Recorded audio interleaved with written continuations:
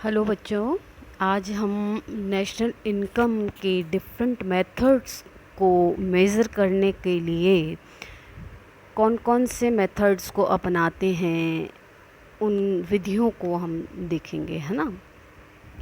तो राष्ट्रीय आय का अनुमान लगाने के लिए और इसके मेज़रमेंट या मापने के लिए बहुत सारे मेथड्स हैं।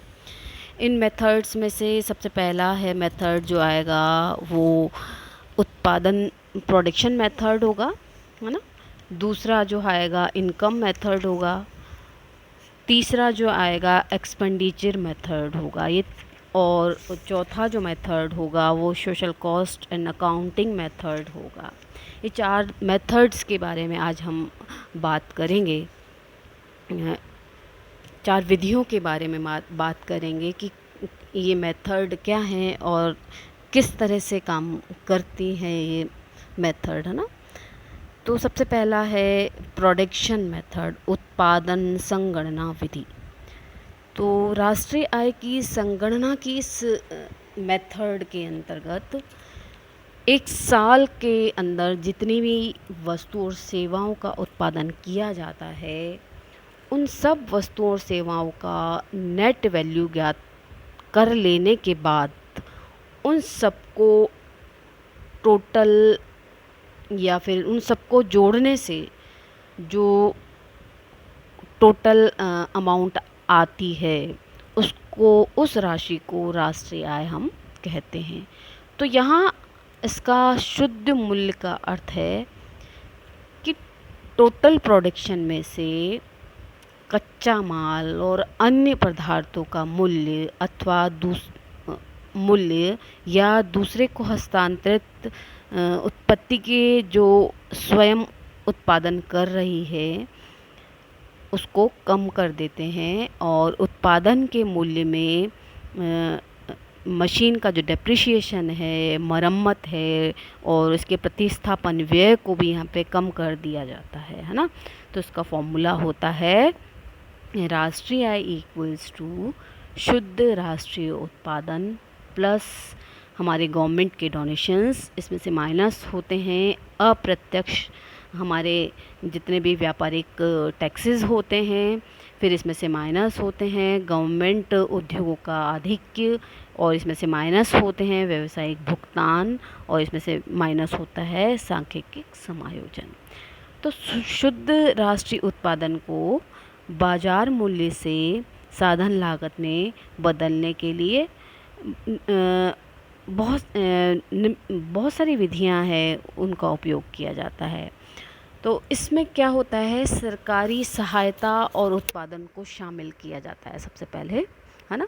फिर अप्रत्यक्ष व्यापारिक जो टैक्सेस होते हैं, जैसे हम सेल टैक्स की बात करें, फिर हम निर्यात कर की बात करें, फिर हम बात करें प्रोडक्शन टैक्स की, तो आदि को यहाँ पर हम कम कर देते हैं ना।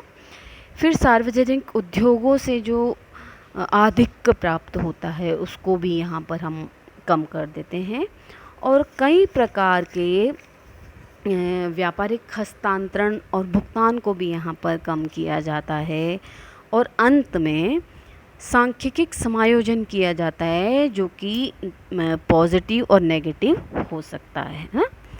फिर यहाँ पर प्रोडक्शन मेथड के निम्नलिखित एक तरह से लाभ भी हैं यहाँ पर। तो लाभ क्या हैं ये जानने की कोशिश करते हैं कि राष्ट्रीय आय की जो कैलकुलेशन है बहुत इजी हो जाती है और कंफर्टेबल होती है यहाँ पर इस विधि से।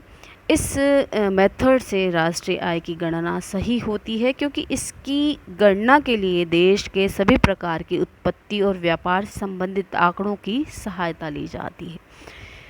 फिर एग्रीकल्चर और निर्माण उद्योगों में तैयार होने वाले माल का मूल्यांकन करना बहुत इजी हो जाता है और ये जो मेथड है सभी देशों में अपनाया जाता है और यह विधि अर्थव्यवस्था की उत्पादन संरचना की तुलना में बहुत ज़्यादा महत्वपूर्ण है या उपयोगी है।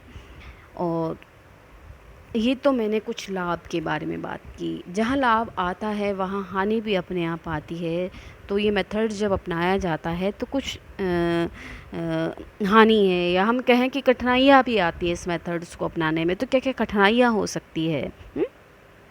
तो कठिनाइयों में सबसे पहला तो कि इसकी डबल काउंटिंग की संभावना रहती है, क्योंकि उत्पादन की गणना मूल स्थान और निर्माण स्थल पर की जाती है ना? फिर जितने भी ट्रांज़ैक्शंस होते हैं हमारे बिज़नेस ट्रांज़ैक्शन के अंतर्गत शामिल होने वाला जो माल है, इतने प्रकार का होता है कि उसका वार्षिक इवैल्यूएशन करना जो होता है बहुत ही कठिन काम है ये। फिर इस विधि का वही उपयोग किया जाता है जहाँ वर्ष के कुल उत्पादन की संगणना की जहाँ पर की व्यवस्था हो। तो ये तो मैंने बताया प्रोडक्शन मेथड क्या है, किस तरह से इस मेथड को काम में लिया जाता है, इसमें किन किन चीज़ों को शामिल किया जाता है, इसकी क्या क्या एडवांटेज हो सकते हैं और डिसएडवांटेज हो सकते हैं ना। अब दूसरा जो इसकी मेथड है वो इनकम मेथड है, इसको नेक्स्ट लेक्चर में हम देखेंगे।